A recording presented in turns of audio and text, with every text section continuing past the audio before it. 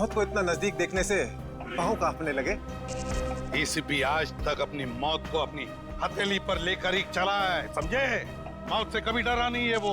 इतनी बड़ी बड़ी बातें हैं, अब बातों का वक्त नहीं है, अब एक्शन का वक्त है। कूदो एसीपी, छलांग लगाओ। 1 मिनट, लेकिन तुम पर कैसे विश्वास कर सकता हूं कि मेरे कूदने के बाद तुम इन तीनों को छोड़ दोगे? तुम्हारे पास और कोई चारा भी नहीं, कूदो एसीपी।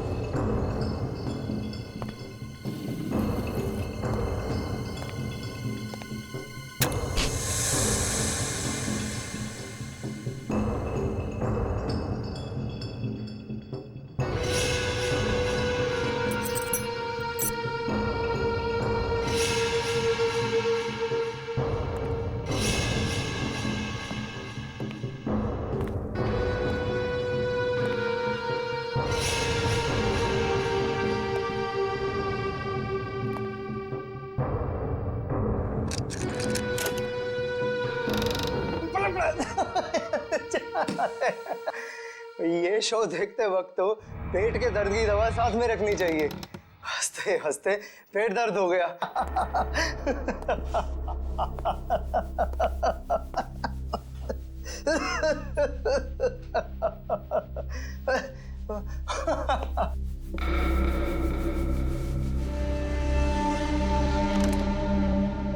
कौन है ये? प्रमोद कौन है ये? बहुत खुशकिस्मत हो तुम।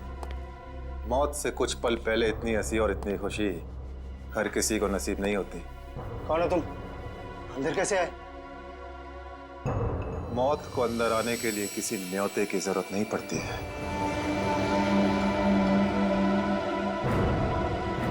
ये क्या कर रहे हो? मैंने क्या बिगाड़ा तुम्हारा? तो रुक जरा, पुलिस को। Happy birthday Tarika. Thank you Shreya. Thank you.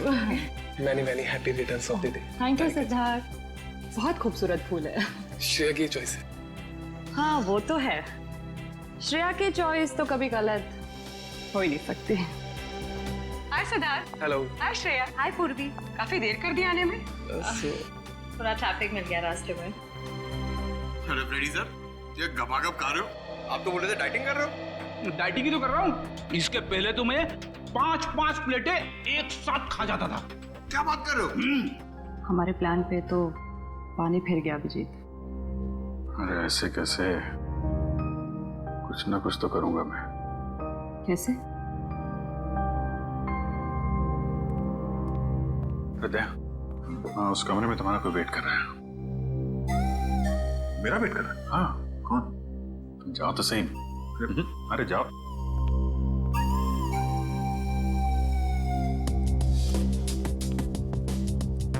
हे सिद्धार्थ, वो तुम्हें मेरी जासूसी नॉवेल्स की कलेक्शन देखनी थी ना? चलो दिखाती हूँ।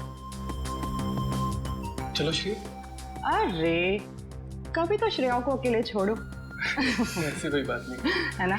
चलो। इट्स ओके सिद्धार्थ, जाओ तो। चलो।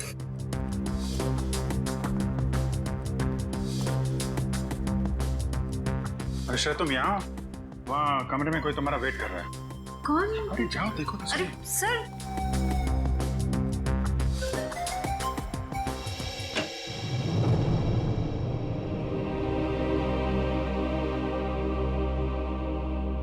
श्रेया,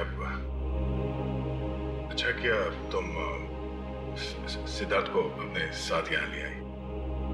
आई एम वेरी सॉरी। उस दिन मैंने आपके साथ बहुत बुरा बिहेव किया था।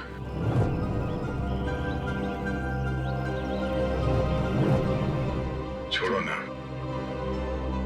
मैं भूल गया हूँ, तुम भी भूल जाओ। काश भूल पाना इतना आसान होता।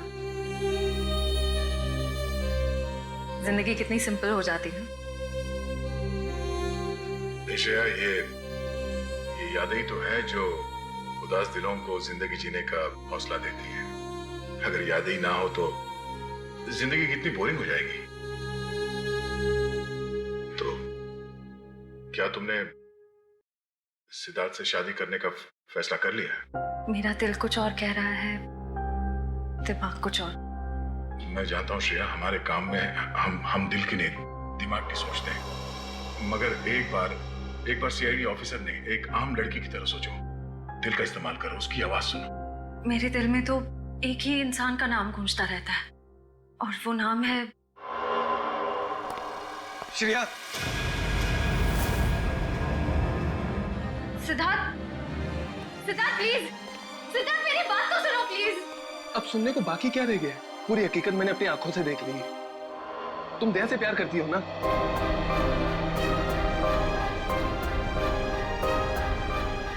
सिद्धार्थ, मैं इस बारे में तुमसे बात करने वाली थी। की क्यों नहीं? सिद्धार्थ, काम इतना होता है, मौका ही नहीं मिला मुझे। मौका नहीं मिला? I just can't believe I heard that.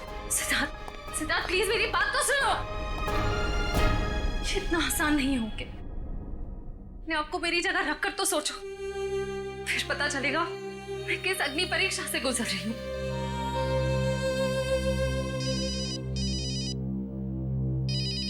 Hello, कौन? सर, दोनों पति पत्नी थे, प्रमोद और शांति। सर, हमने कभी सपने में भी नहीं सोचा था कि हमारे होटल में ऐसा कुछ होगा। एक मिनट, आप बाहर खड़े रहिए।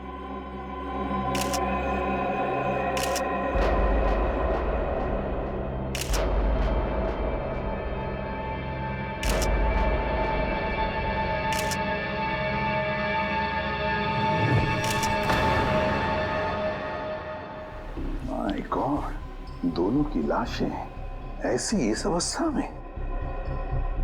सर, इतने सारे केस सॉल्व किए, लेकिन इस तरह का केस कभी नहीं देखा। सर, लगता है ये दोनों खूनी से विनती कर रहे थे कि वो इन्हें छोड़ दे, मगर खूनी ने जरा भी दया नहीं दिखाई। नहीं फ्रेडी, लगता है खूनी ने पहले इन दोनों को मारा और फिर यहाँ लाकर बिठा दिया, हाथ पैर बांध दिए। जिस तरह से इन दोनों को बिठाया कुर्सी में, लगता है खूनी हमसे कुछ कहना चाहता है। ये देखो, कम से कम 6-7 वार तो किए इस बेचारी पर। ऐसे इतनी बेरहमी से मारा है जैसे ये खूनी कोई सिर फिरा हो, या फिर बदले की आग में ये सब किया है उसने। My God. सर, इस प्रमोद की पीठ पे भी वार किया गया है।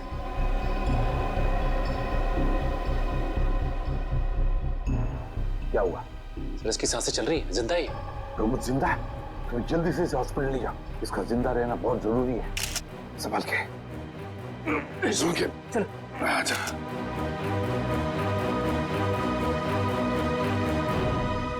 एक बात बताओ, ये खूनी अंदर आया कैसे? किसी ने देखा कैसे? नहीं सर, ये सब रात में हुआ सर, और रात के वक्त इसकी ड्यूटी रहती है सर, इससे पूछिए आप। कैसे हुआ ये सब? सर, कुछ देर के लिए मेरी आंख लग गई थी रिसेप्शन डेस्क के ऊपर। तुम्हें शर्म नहीं आती ये कहते हुए कि तुम्हारी आंख लगी थी ड्यूटी पर? Sorry sir. एक बात बताओ, ये दोनों प्रमोद और शांति कब से रह रहे तुम्हारी होटल में? सर, पिछले 6 दिनों से रह रहे थे, और आगे भी 1 महीने रहने का प्लान था सर। क्यों, कुछ बताया इन्होंने? सर, प्रमोद जी की नई नौकरी लगी थी, नासिक से इस शहर में नए आए थे, उन्हें अपना घर नहीं मिला, इसीलिए होटल में रह रहे थे सर। ठीक है, जाओ। पंच, प्रमोद और शांति, इन दोनों की पूरी जानकारी चाहिए मुझे।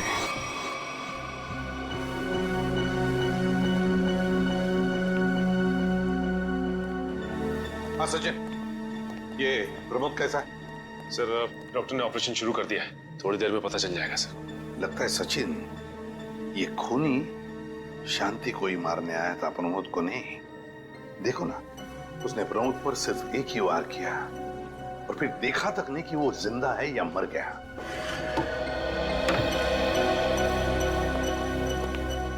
हाँ डॉक्टर साहब, कैसा है प्रमोद? हमने प्रमोद को बचा तो लिया है, मगर मगर क्या? वो कोमा में चले गए हैं। कोमा में? लेकिन डॉक्टर साहब, प्रमोद को होश तो आ जाएगा ना? हम तो अपनी तरफ से पूरी कोशिश करेंगे, मगर कुछ कहा नहीं जा सकता। Thank you. कुछ भी हो, प्रमोद होश में आना ही चाहिए। खूनी को सिर्फ प्रमोद ने ही देखा है। डॉक्टर साहब, शांति की लाश से कुछ पता चला? दया, मौत की वजह तो तुम लोगों को क्राइम स्पॉट पे ही पता चल गई होगी। पेट पर चाकू के इतने सारे घाव हैं, उसी की वजह से मौत होगी बेचारे की। हाँ, वो तो हमें पता चल गया था। उसके अलावा कुछ और? हाँ, एक खास बात। 2 महीने पहले इसका किडनी का ऑपरेशन हुआ था। ये देखो, इसमें एक फोटो है। किडनी का ऑपरेशन? वंश, पता करो शहर के किस हॉस्पिटल में शांति के किडनी का ऑपरेशन हुआ था। और सर, वो क्राइम सीन पे जो खून मिला था वो शांति और प्रमोद का ही है। खूनी ने खून करने से पहले एक एक कदम फूंक फूंक कर रखा है। हाँ, काफी प्लानिंग की है खूनी ने इस जुर्म को अंजाम देने के लिए। उसे पता था कि ये प्रमोद ऑफिस से कितने बजे वापस आता है, और वो होटल के कमरे में पहुंच गया जब दोनों मौजूद थे। पर सर, अगर उसका मकसद शांति को ही मारना था तो वो तो प्रमोद के आने से पहले ही जुर्म को अंजाम देकर वहां से फरार हो सकता था। हाँ, ये बात तो है। मुझे लगता है खूनी ने प्रमोद के ऊपर सिर्फ एक ही बार वार किया, और वो इसलिए क्योंकि वो चाहता था कि वो कोमा में पहुंच जाए और जिंदा लाश बन जाए। सर, लगता है ये खूनी कोई एक्सपर्ट है जो अच्छी तरह से जानता था कि वार कहाँ पे करना है। सर, वो एक्सपर्ट नहीं, मुझे तो सरफिरा लगता है। वरना मारने के बाद इन्हें प्रार्थना की पोजीशन में क्यों बैठा था? कोई तो गहरा कारण है सबके पीछे जो इस खूनी के अतीत से जुड़ा हुआ है। क्या प्रमोद की बीवी का खून हो गया और प्रमोद कोमा में है? जी हाँ। खैर, अब ये बताइए कि पिछले कुछ दिनों से प्रमोद का स्वभाव कैसा था? क्या वो डरा डरा रहता था या कुछ और अजीब बात? नहीं, ऐसा तो कुछ नहीं था। पर हाँ सर, मैंने उनको काम में बहुत सारी गलतियां करते देखा। साफ साफ बताइए, प्रमोद किस तरह की गलतियां कर रहा था? बेसिक अकाउंटिंग की गलतियां। मुझे तो हैरानी हो रही थी कि इतने काबिल और इतने क्वालिफाइड इंसान ऐसे बच्चों वाली गलतियां कैसे कर सकता है कोई। वो तो अच्छा हुआ कि मैंने उनकी गलती देख ली, वरना पूरी अकाउंट शीट खराब हो जाती। सर, मुझे तो लगता है उन्हें काम आता ही नहीं था। ऐसा कैसे हो सकता है? वो जिस कंपनी से आए थे वो तो बहुत बड़ी कंपनी थी, और कोई भी बड़ी कंपनी किसी ऐसे आदमी को अपने यहाँ नौकरी पर क्यों रखेगी जिसे उसका काम ही नहीं आता हो। अब तो इस प्रमोद की सारी कुंडली निकालनी पड़ेगी। तो पति पत्नी प्रमोद और शांति एक नंबर के धोखेबाज थे। इनके सारे सर्टिफिकेट्स और डॉक्यूमेंट्स नकली हैं।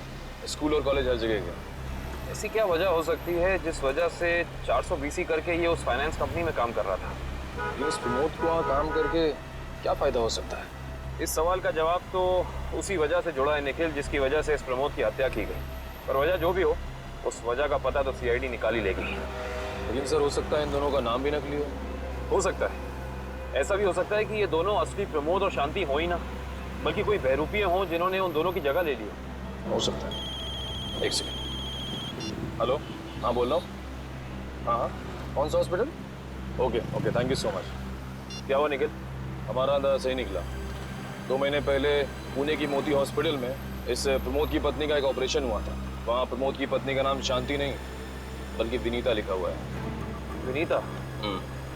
मोती हॉस्पिटल, पुणे।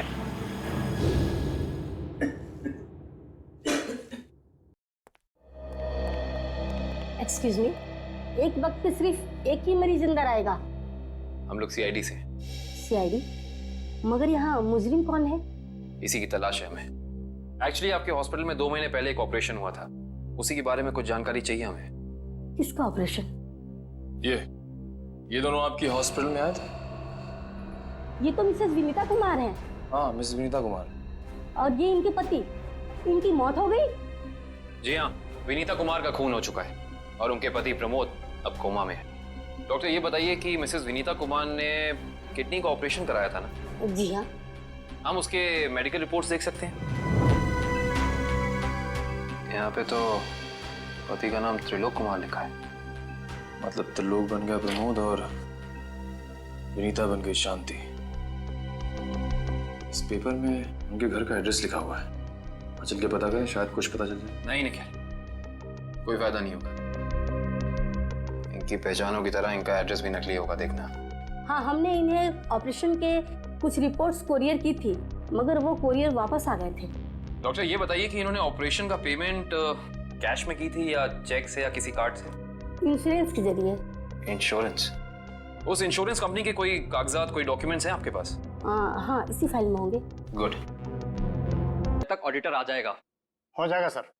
कभी सपने में भी नहीं सोचा था कि हमारी कंपनी का अंत इतना बुरा होगा।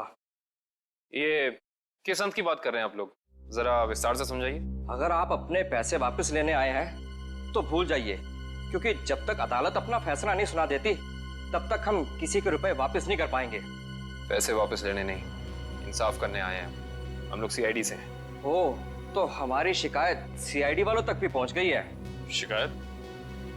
ऐसा क्या कर दिया आपकी इस कंपनी ने? हमारी कंपनी ने नहीं, उस त्रिलोक ने आसमान की तरफ प्रगति करती हुई हमारी कंपनी के नाम को रातों रात मिट्टी में मिला दिया और हमें दिवालिया कर दिया उसने। त्रिलोक? एक सेकंड, आप इस त्रिलोक की बात तो नहीं कर रहे हैं? हाँ हाँ, यही तो है वो। पर इसे क्या हुआ? किसी ने इसकी जान लेने की कोशिश की है, फिलहाल ये कोमा में।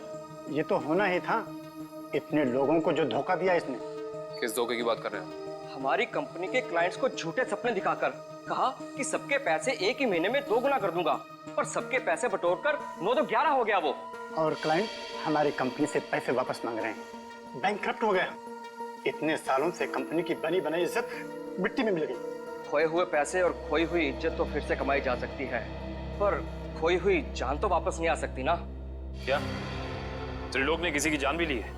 हाँ, हमारी कंपनी के सीईओ अनुज जी, जो कि सदमे को बर्दाश्त नहीं कर पाए और दिल का दौरा पड़ने से उनकी मौत हो गई। कहीं ये सारा हमला अनुज जी का कोई करीबी तो नहीं कर रहा है? अनुज जी की मौत का बदला लेने के लिए हो सकता है। अनुज जी के परिवार में कौन कौन है? उनकी पत्नी सुधा, जो कि अभी सदमे में है, और उनका बेटा विक्की। विक्की? इस विक्की का फोन नंबर दीजिए जरा। विक्की के फोन का सिग्नल यहीं आसपास बता रहा है। होगी। अच्छा, अभी भी मागाधीर रोड की तरफ मुड़ा है। मागाधीर?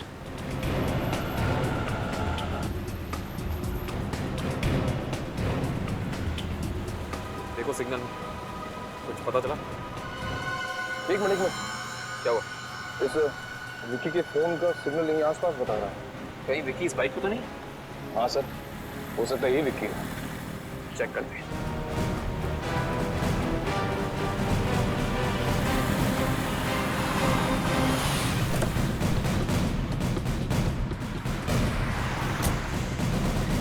सुनो भाई साहब, तुम ही विक्की हो?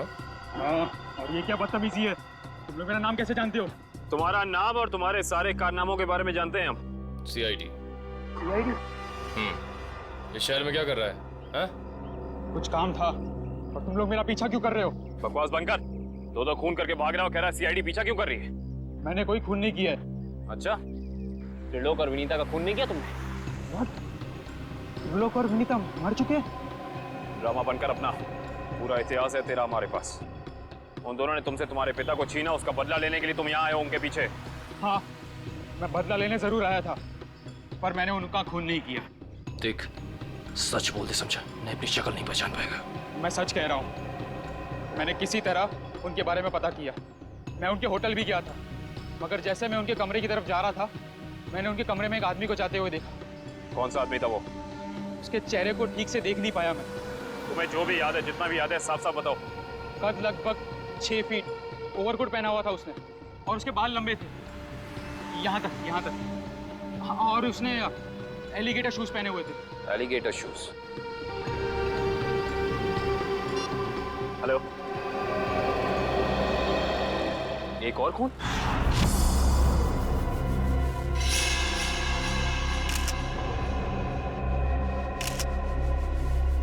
लाश ऐसे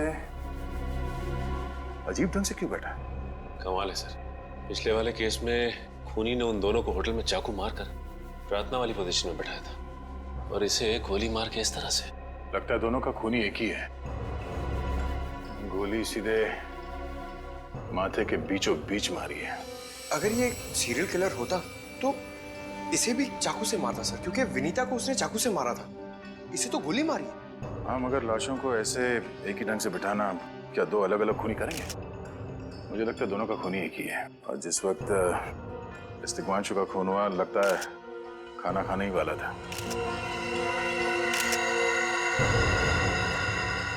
तो यहाँ पे दूसरी प्लेट भी पड़ी है। कहीं ऐसा तो नहीं कि ये तिग्मांशु की बीवी के लिए थी? मैम सब तो एक हफ्ते के लिए गाँव गई हुई है, एक हफ्ते के बाद लौटेगी। तो क्या घर में कोई और आदमी था जिसके लिए तिग्मांशु ने एक और प्लेट में खाना डाला?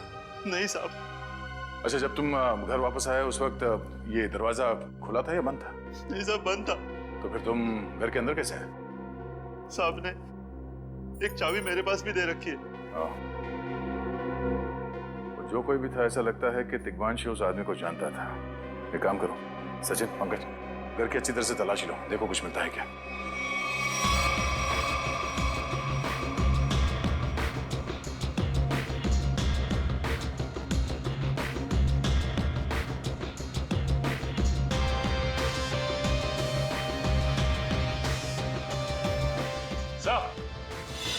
हाँ सचिन, सचिन, ये देखिए सर, यहाँ से शीशा निकाला गया है, चिटकनी खोली गई है, तो यहाँ से बाहर जाने का रास्ता भी है। मतलब कोई अंदर यहाँ इस खिड़की से आया था? सर, लेकिन इस घर में तो सेफ्टी अलार्म भी है सर। अगर यहाँ से कोई अंदर आया है तो सेफ्टी अलार्म बजना चाहिए था और सिक्योरिटी गार्ड को भी अंदर आना चाहिए था। अब इसका जवाब तो सिक्योरिटी गार्ड ही देगा।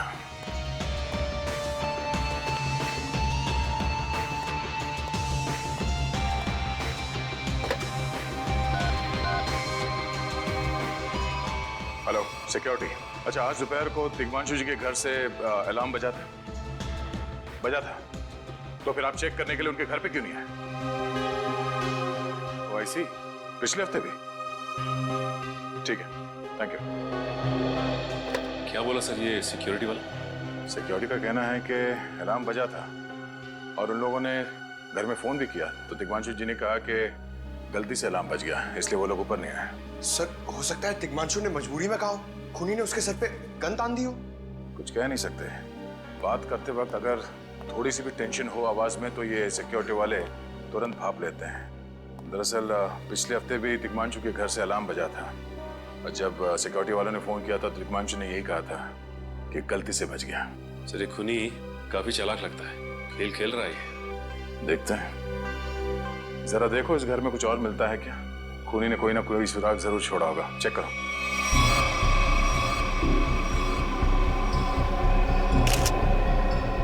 सर एक मिनट सर।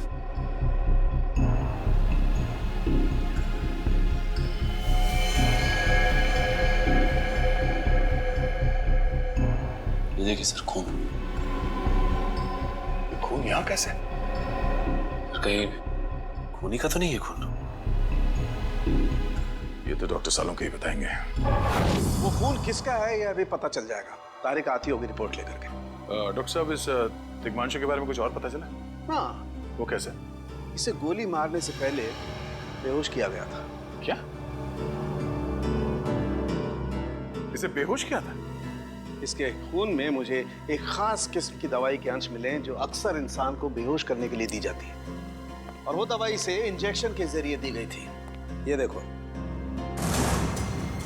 सर, बहुत ही अजीब बात है। अगर खूनी इसे मारना चाहता था तो सीधा गोली मारकर इसका काम तमाम कर सकता था, फिर ये जहर की दवाई क्यों दी होगी? और सर एक और बात पता चली, तिग्मांशु जिस हालात में हमें मरा हुआ मिला था वो एंशिएंट कल्चर के हिसाब से प्रार्थना करने की पोजीशन, खाना खाने से पहले। तो फिर तो शांति और तिग्मांशु दोनों का खूनी एक ही आदमी है। एक खूनी के लिए ये हत्याएं जुर्म नहीं, एक जश्न है। इसीलिए उसने टेबल पे ये प्लेटें सजाई, उसमें खाना रखा, एक अपने लिए और एक तिग्मांशु के लिए।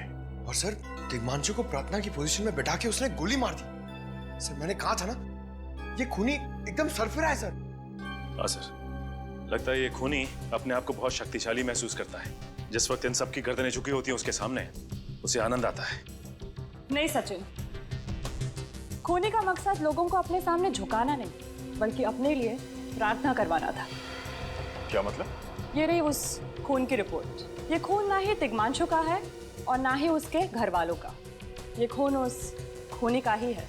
खूनी का?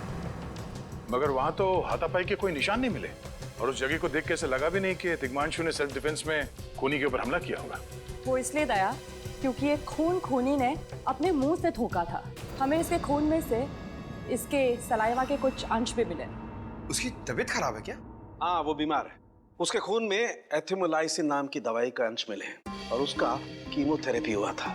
इसका मतलब उसे कैंसर है, ब्रेन का कैंसर, लास्ट स्टेज का ब्रेन कैंसर। इसीलिए वो लोगों से अपने लिए प्रार्थना करवा रहा है ताकि उसकी ये बीमारी ठीक हो जाए। हमारे क्रिमिनल डेटाबेस में चेक करो, पता करो ये कोई पुराना पापी तो नहीं है। नहीं सर, उस खूनी का हमारे क्रिमिनल डेटाबेस में कोई रिकॉर्ड नहीं है। कोई इतिहास नहीं है? नहीं सर। सर, दिग्मांशु की पूरी कुंडली निकाल के लाओ सर। प्रमोद की तरह इसकी पहचान भी नकली है। What? हाँ सर, ये देखिए, उसका असली नाम राकेश है और जिस तरह प्रमोद को 400 बीसी की आदत थी, ठीक उसी तरह राकेश भी भोली भाली लड़कियों को फंसाता था शादी के झांसे में। कई लड़कियों ने आत्महत्या की है इस दिग्मांशु और राकेश के चक्कर में। हाँ सर, शादी के बाद उनके पैसे लेके ये गायब हो जाता। सर, इसका मतलब खूनी ने 2 ऐसे लोगों को मारा जो पहले से मुजरिम थे। शायद उसने सोचा होगा कि मरने से पहले कुछ अच्छे कर्म कर लूं। नहीं श्रेया, जरूर कोई रिश्ता रहा होगा उसका इन दोनों अपराधियों के साथ। पता करो इन दोनों अपराधियों का केस किस पुलिस स्टेशन में फाइल किया गया था? सर, ब्रेन कैंसर के जितने भी पेशेंट्स हैं शहर में, उन सबकी लिस्ट मिल गई है। कुल मिला के ऐसे 50 पेशेंट्स हैं, जिसमें से 10 पेशेंट्स ऐसे हैं जो कैंसर की लास्ट स्टेज पे हैं। उनमें से 4 औरतें हैं, बचे 6। हाँ सर, और इन 6 में से 4 ऐसे हैं जो 70 साल से ऊपर के बुजुर्ग हैं। अब बचे 2, ये उदय और भानु। तुम इन दोनों से मिले? हाँ सर, ये उदय 6 महीने से हॉस्पिटल में है। और भानु? भानु सर 1 महीने से हैदराबाद में। ये कैसे हो सकता है सचिन? अगर वो मुजरिम इसी शहर में है तो कहीं उसका इलाज चल रहा होगा ना कहीं से वो दवाई खरीदता होगा। मांझी सर, इस शहर में जितने भी केमिस्ट है जहाँ पे ब्रेन कैंसर की दवाइयाँ बेची जाती है, उन सब की लिस्ट चाहिए मुझे। सब पता चल गया। त्रिलोक और राकेश दोनों के खिलाफ एक ही थाने में केसेस दर्ज किए गए थे, जगतपुरी थाने।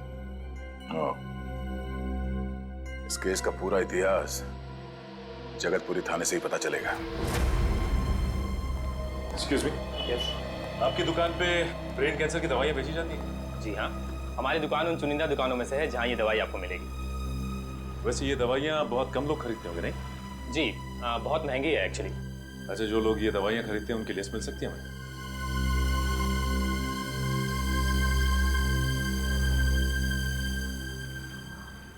ये रही वो लिस्ट।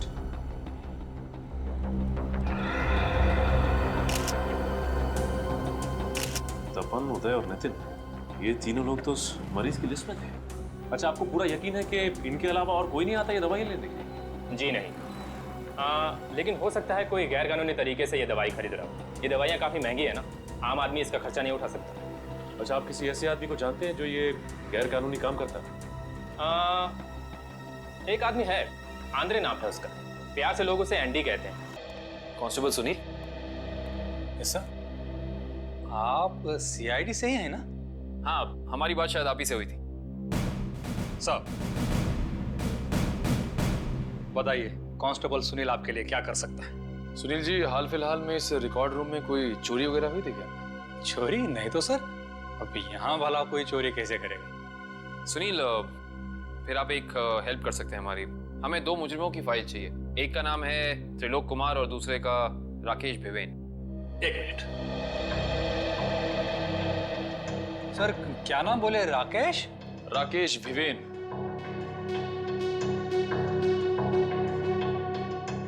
कमाल है, इसकी फाइल तो है नहीं यहाँ। अच्छा, वो दूसरा नाम क्या बोले? त्रिलोक? त्रिलोक कुमार। इसकी भी नहीं है?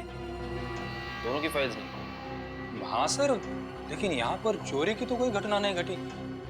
पता नहीं फाइलें गायब कैसे हो गई। सुनील, यहाँ याद करने की कोशिश करो, हाल ही में कोई दुर्घटना घटी थी क्या? पिछले महीने ऑफिस एरिया में आग लग गई थी, तो अच्छा हुआ फायर ब्रिगेड वाले जल्दी आ गए और हमारे रिकॉर्ड्स नष्ट नहीं हुए। जरूर ये आग भी जानबूझकर लगाई गई थी। आग लगने की वजह क्या थी? वो बताया गया कि मेन स्विच बोर्ड के अंदर शॉर्ट सर्किट हुआ था। कोई इलेक्ट्रिशियन भी आया था काम करने के लिए।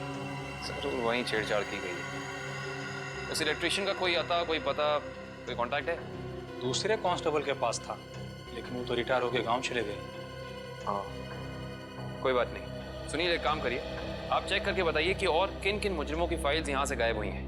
Okay sir. पता तो चले आखिर अगला शिकार है कौन इस अनोखे खूनी का। ये ले पैसे।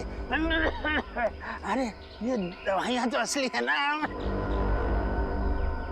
अरे अंकल जी, ये जो शक की बीमारी है ना, कैंसर से भी ज्यादा खतरनाक है। अगर आपको यकीन नहीं है कि ये दवाई असली है या नहीं, तो खुद जाकर दुकान से क्यों नहीं खरीद लेते?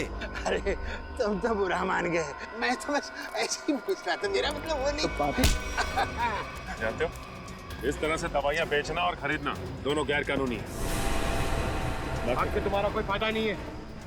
मैंने सुना था कि सीआईडी बड़े-बड़े केस हैंडल करता है। मैं तो छोटा-मोटा चोर हूँ, जाने दो ना साहब। हाँ मिस्टर छोटे चोर, ये बताओ कि तुम्हारे पास से ये दवाइयाँ खरीदने के लिए कोई ऐसा आदमी आता जो 6 फीट लंबा था और लंबे लंबे बाल थे उसके, और वो एलिगेटर वाले शूज पहनता था। हाँ, वही जो आगे से नुकीला होता है। हाँ, आया था चिराग। आप लोग चिराग को ढूंढ रहे हो? हाँ। कहाँ मिलेगा ये चिराग? हाँ? चिराग? लगता है चिराग घर पर नहीं है। कमरे अच्छी तरह से चेक करो, देखो कुछ मिलता है क्या। पंकज, कंप्यूटर चेक करो।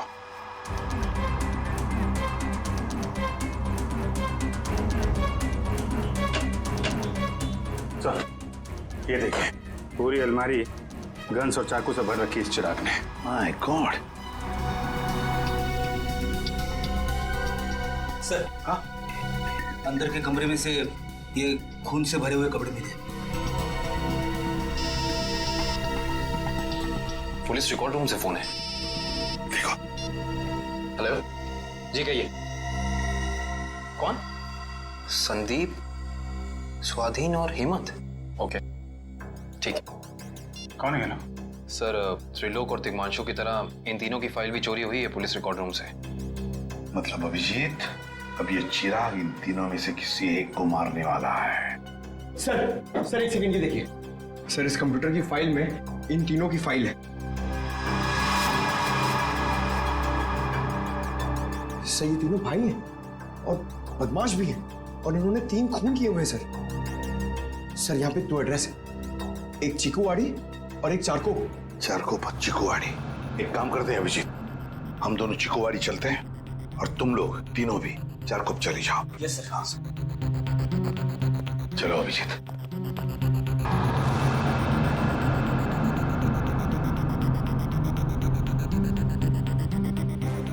क्या हुआ सर? अभिजीत, ये पेन, ये मेरा पेन है अभिजीत। आपका पेन? यहाँ पे कैसे सर? ये पेन मैंने जग्गा को दिया था, जग्गा को। जग्गा सर, वो आपका खबरी? हाँ अभिजीत, मेरा खबरी। मगर जग्गा तो मर चुका है सर। हाँ अभिजीत, तो मर चुका है, लेकिन जिस खून में तलाशी करने में मदद की थी जग्गा ने हमारी, उस वक्त वो खून भी इसी तरह हो रहे जैसे आज हो रहे हैं। खून करने के बाद लोगों को प्रार्थना की पोजीशन में रखा जाता है। चलते हैं सर। नहीं अभिजीत, क्योंकि अभिजीत जिस तरह से वो खून किए जा रहा है, लगता है मुझे संदेशा भेज रहा है, मुझे मिलना चाहता है अकेले में।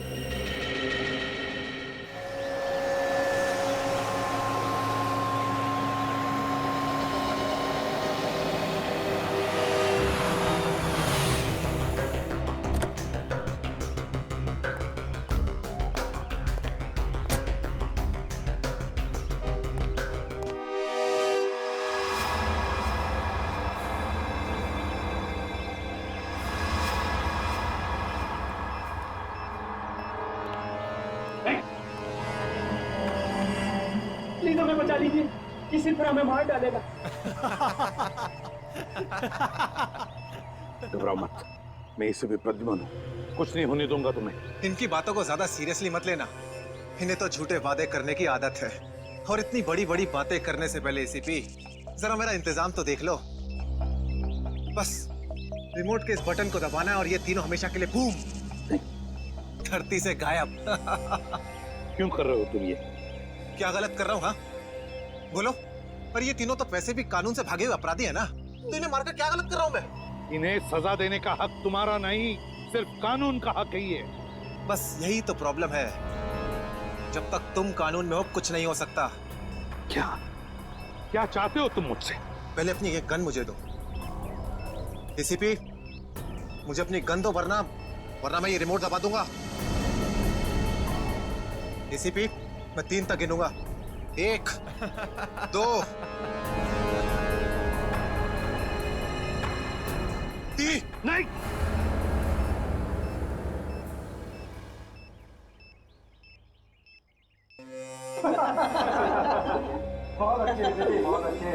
तो तुम जानना चाहते थे ना कि मैं तुमसे नफरत क्यों करता हूँ? हाँ। जग्गा खबरी का नाम ध्यान है? याद है मुझे। मैं उन्हीं का बेटा हूँ। पता चल चुका था मुझे। इसी पे तुमने मेरे पिताजी से वादा किया था ना कि तुम उनका बाल भी बाका नहीं होने दोगे। फिर क्यों नहीं बचा सके उन्हें? बोलो। देखो चिराग, तुम्हारे पिताजी की मौत का बोझ आज भी मेरे दिल पर है। बंद करो ये तुम्हारा नाटक। उस वक्त कहाँ थे तुम जब मेरे पिताजी की मौत के बाद मैं और मेरी माँ दर दर की ठोकरें खा रही थी? खाने के पैसे तक नहीं थे हमारे पास। तो तुम मेरे पास चले आते, मैं कुछ मदद कर सकता था तुम्हारी। क्या कर लेते तुम? हाँ, सिवाय झूठे वादों के। तुम्हें पता है एसीपी, मुझे कैंसर है, आखिरी स्टेज। और ये इसीलिए क्योंकि मेरी माँ के पास पैसे नहीं थे मेरे इलाज के लिए। मैं तुम्हारा दुख समझ सकता हूँ चिराग, तुम्हारी तकलीफ समझ सकता हूँ, मगर इन तीनों ने क्या बिगाड़ा है तुम्हारा? तुम इन तीनों की जान बचाना चाहते हो? हाँ। तो तुम्हें अपनी बलि देनी होगी। क्या मतलब? मतलब तुम इस बिल्डिंग से छलांग लगानी होगी ताकि फिर कोई जग्गा खबरी सीआईडी का शिकार ना बने।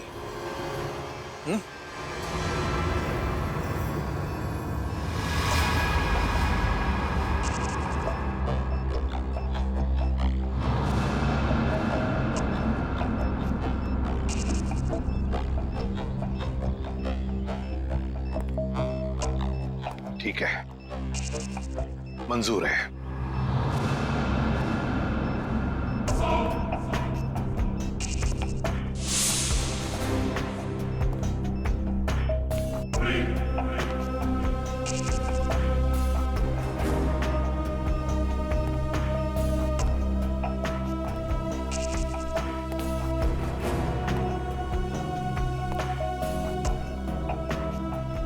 चढ़ो एसीपी, चढ़ो।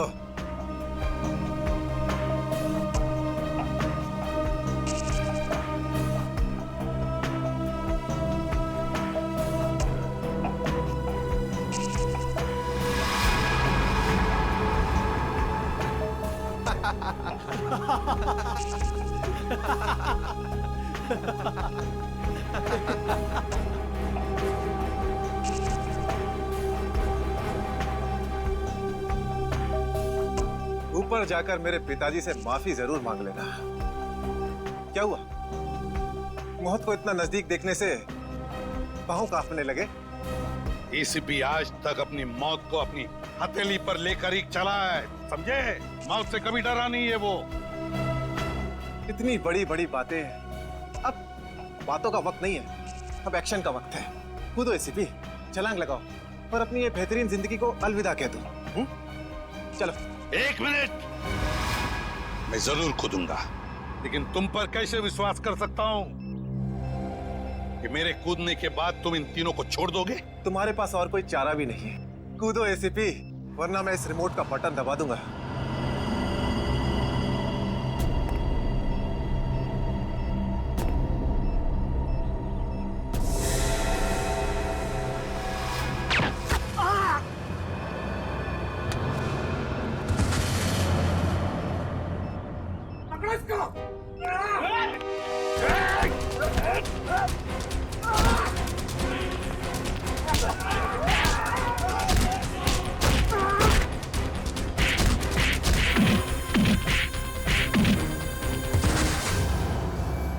बस मिस्टर चिराग, बहुत चला लिया न्याय की अदालत।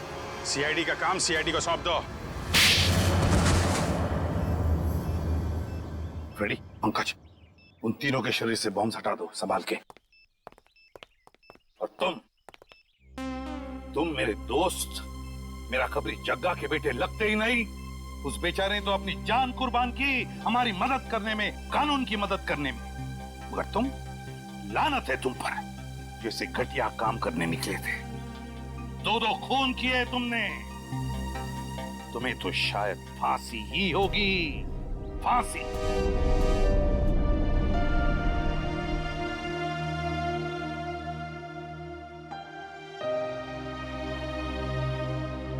बड़े बुजुर्ग कह गए कि अगर कोई चिंता सताए तो उस चिंता को अपने कलेजे के अंदर अंगार बनने नहीं देना चाहिए।